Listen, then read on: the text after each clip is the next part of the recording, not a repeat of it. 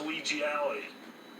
He fiercely defended the independence of the judiciary, and he was a champion of liberty. If you had to sum up Justice Kennedy's entire career in one word, liberty.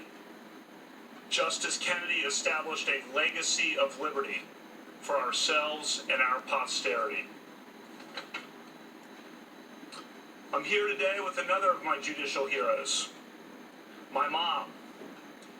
50 years ago this week, in September 1968, my mom was 26 and I was 3.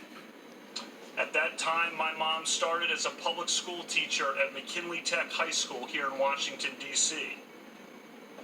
1968 was a difficult time for race relations in our city and our country. McKinley Tech had an almost entirely African-American student body. It was east of the park. I vividly remember days as a young boy sitting in the back of my mom's classroom as she taught American history to a class of African-American teenagers. Her students were born before Brown versus Board of Education or Bowling versus Sharp. By her example, my mom taught me the importance of equality for all Americans. 100 opinions and handled more than 2,000 cases. I have given it my all in every case. I am proud of that body of work, and I stand behind it. I tell people, don't read about my judicial opinions, read the opinions. I've served with 17 other judges, each of them a colleague and a friend, on a court now led by our superb Chief Judge, Merrick Garland. My judicial philosophy is straightforward. A judge must be independent and must interpret the law, not make the law.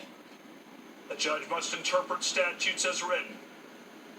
A judge must interpret the Constitution as written, informed by history and common sense.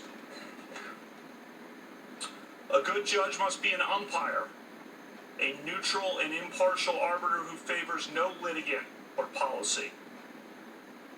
As Justice Kennedy explained in Texas versus Johnson, one of his greatest opinions, judges do not make decisions to reach a preferred result. Judges make decisions because the law and the Constitution, as we see them, compel the results.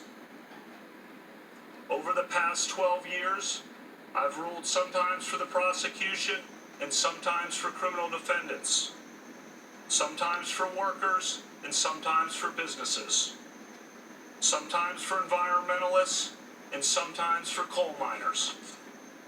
In each case, I have followed the law. I do not decide cases based on personal or policy preferences. I am not a pro-plaintiff or pro-defendant judge. I'm not a pro-prosecution or pro-defense judge. I am a pro-law judge. As Justice Kennedy showed us, a judge must be independent of the public. In our independent judiciary, the Supreme Court is the last line of defense for the separation of powers and for the rights and liberties guaranteed by the Constitution. The Supreme Court must never be viewed as a partisan institution. The justices on the Supreme Court do not sit on opposite sides of an aisle. They do not caucus in separate rooms. If confirmed to the Supreme Court, I would be part of a team of 9, committed to deciding cases according to the Constitution and laws of the United States. I would always strive to be a team player on the team of 9. Throughout my life, I've tried to serve the common good, in keeping with my Jesuit high school's motto, Men for Others. I've spent my career in public service. I have tutored at Washington Jesuit Academy, a rigorous tuition-free school for boys from low-income families. At Catholic Charities at 10th and G, I serve meals to the homeless with my friend Father John Ensler. In those works, I keep in mind the message of Matthew 25 and try to serve the least fortunate among us. I know I fall short at times, but I always want to do more and do better. For the past 7 years, I've coached my daughter's basketball teams. I love coaching. All the girls I've coached are awesome.